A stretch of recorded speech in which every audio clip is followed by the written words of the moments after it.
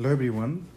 Now I'm going to talk about the carbon NMR spectroscopy. So let's see how it works and to know the basic things about the carbon NMR before we start the structure elucidation. So just a little bit on carbon NMR. So like the proton NMR, the NMR machine also can detect the carbon because carbon has a isotope. Normal carbon is like carbon 12, but it has also isotope that is carbon 13. So that carbon 13 has a odd number of spin. So that spin causes the alignment with the magnet, outer magnetic or external magnetic field. So in that case, like the carbon can be detected. So although the carbon 13 abundance in the nature is very less, but still that some part of the carbon 13 are available in all of those molecules. So based on that, that carbon can be detected. So carbon NMR also has a certain scale. So just to remember, let's see how it can be started. So it is 0. So suppose it is like 50, 60, 80, 100, 110. I'll explain why I'm giving 110 here, and 160, 180, 200, 210 ppm. Okay. So in carbon NMR, the signals are signal normally show up in those region. So based on different types of carbon, you will easily detect like what kind of carbon you will see. So very first thing I can tell you, just divide this scale around 100. Okay, so this place is for sp2, and this scale, like this below part, is sp3 carbon. So sp2 carbon, sp3 carbon, and around 100 to 80, that range is sp carbon. Okay, sp2 carbon means like carbon carbon double bond, and sp3 carbon means like there is no double bond. Either all hands have hydrogen or other carbon or any other things, but carbon should be like no double bond. And sp carbon is like carbon carbon triple bond. Okay, so these three region, just remember, like above 100 to 200 it should be sp2, and below 80 to 0 those are sp3, and in between 80 to 100 it will be sp, like sp hybridized carbon, like carbon carbon triple bond. Okay, so maybe I can draw with different color here.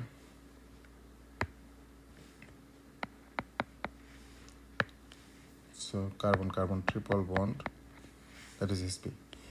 Now in sp2 carbon, like above 100 to 100 210, so here you can think from 110, or not like normally 100 or 105 to 160. These are like purely carbon carbon double bond. That carbon carbon double bond can be either alkene type carbon or aromatic carbon, like benzene ring carbon. So like it can be any alkene carbon. So 110 to 150, any alkene carbon, 110 to 150 or 160, you can think of 160. And also the aromatic ring, which has alternative double bond. So those carbon are also sp2 hybridized carbon. These carbons are also sp2 hybridized carbon. So in that case, that also will show up like 110 to 160 ppm. Now, since these are like sp2 hybridized, and these are also like sp2 hybridized, so they are showing 110 to 160. Then what about above 160 to 210? So you must know the carbonyl group, those are also like sp2 hybridized. Okay, so if we if we want to show that carbonyl group, that carbon is also sp2 hybridized. So based on that, so this carbonyl group normally show up around 165 to 210. So 165 to 210, all are those this carbonyl group show up. Now depending on different carbonyl group, you might know, so different carbonyl group will show up in different places. Let's see what kind of carbonyl group show up where. So in 165 to around 175, normally these carbonyl group are like acid or ester carbonyl group. So acid means carboxylic acid.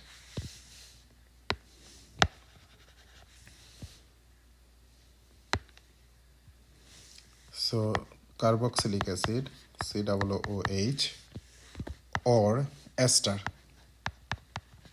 COOR. So this is acid and this is ester. This carbonyl group normally show up from 165 to 175.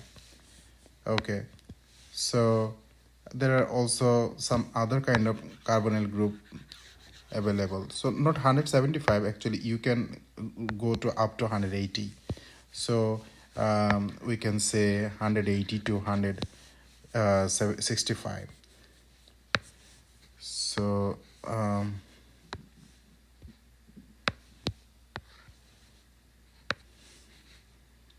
or above 160 to 185 or 80, that is for acid and ester.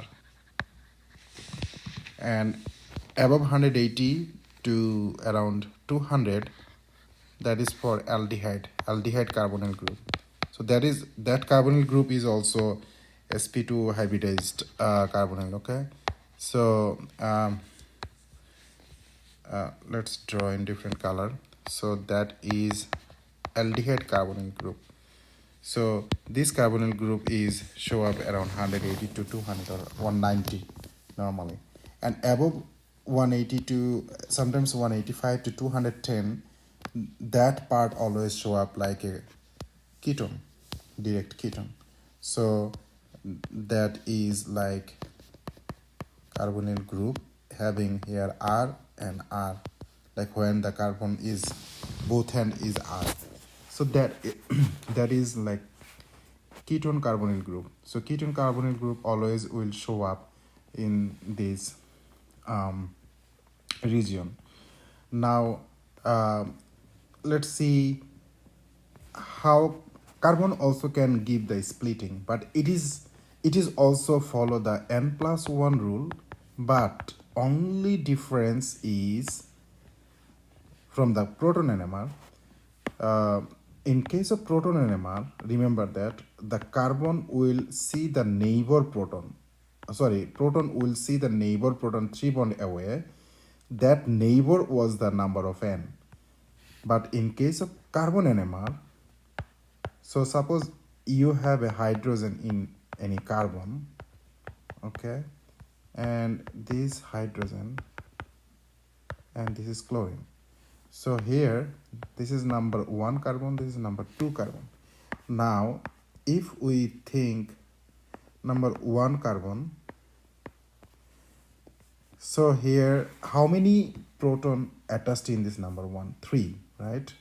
So 1, 2, 3. In case of carbon NMR, you need to consider the directly attached proton in that carbon. So in number 1 carbon, it has 3 hydrogen attached. So that 3 will be n number for the n plus 1 rule. Now if you put n plus 1, that means 3 plus 1, so it should give you 4. So number 1 carbon will have the multiplicity as a 4, that means quartet. So that carbon show up as a quartet. Similarly, if we consider now number 2 carbon, so in number 2 carbon there are 2 hydrogen attached directly with that carbon, 1, 2. So that's why 2 plus 1, that means 3. So number 2 carbon multiplicity is 3 and it will show up as a triplet. So that is for the coupling and splitting. Like in case of proton, you have to think 3 bond away proton, like how many proton are present in 3 bond away. So that number will be n value for proton NMR, remember that. But for the carbon NMR, how many proton directly attached in that consideration or considering carbon, that number will be the value for n. So in that case, n plus 1, like 3 plus 1, number 1, so that 4, that means you will get quartet. But in case of 2, second carbon, there are 2 hydrogen attached in, and you can put 2 plus 1, so equal to 3, so it will be triplet. Okay. So another thing I want to mention, in many cases in the machine or system, people doesn't take the proton coupled carbon NMR. That means like splitting with a splitting carbon NMR. But just to learn or education purpose, you just I just explain just to so that you can know that like there is a way to see. In many cases, people also take that, but nowadays the common practice is like proton decoupled carbon. Proton decoupled carbon means if you take the carbon NMR of this without proton coupling, so in that case, in proton NMR, you will see just simple two different signal for the carbon. Okay, like if you see 0 and here maybe 80 because both are sp3 carbon, so you will see two different different carbon. But if you think not proton decouple, like if you think proton couple carbon, so one carbon will show like a quartet type thing, that is for the number 1 carbon, and another carbon will show up like a triplet. It's like a not like this broad and peak, it will be like very sharp peak. I will show you the example later on. So it will be very sharp peak, but like you will know that like maybe it will be like this. So this is quartet, and for the triplet you'll see like this. So it is quartet and it is triplet, but it is again it is for carbon carbon NMR, like where the proton is coupling, proton is showing coupling, so that proton is interacting with this carbon, that is the carbon NMR. But regular case, in many cases, like almost every cases, people take the carbon NMR, like proton decoupled carbon NMR. So just remember that proton decoupled carbon NMR. So now let's see another thing. We can add something here. So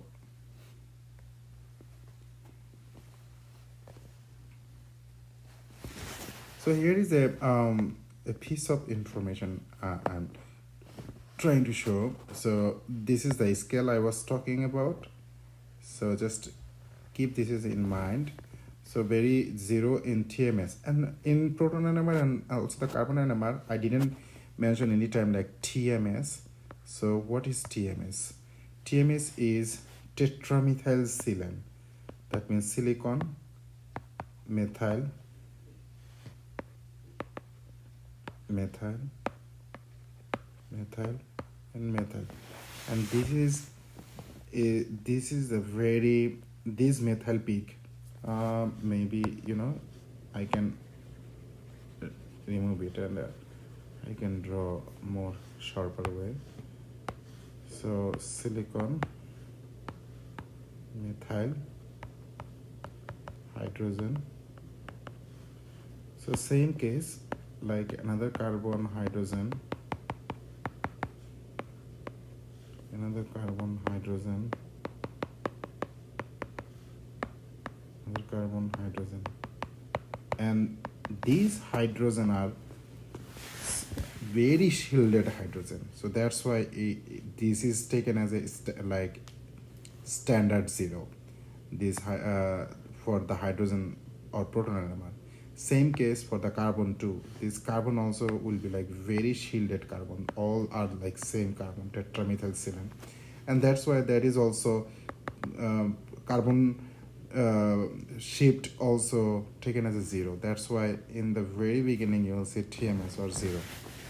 So now here like some methyl peak, CH2 peak, CH peak, and C halogen peak, C nitrogen peak, and C oxygen peak. So remember that in my original so here in the scale, so remember that if you have any methoxy peak, okay, so in that case that methoxy carbon will show up around 50 to 60. And similarly, if you have any not methoxy, like nitro, like any nitro, then methyl group, so it will also show up around 50 to 60, something like this. So that's how it work. So now if you see here the scale I was trying to show, so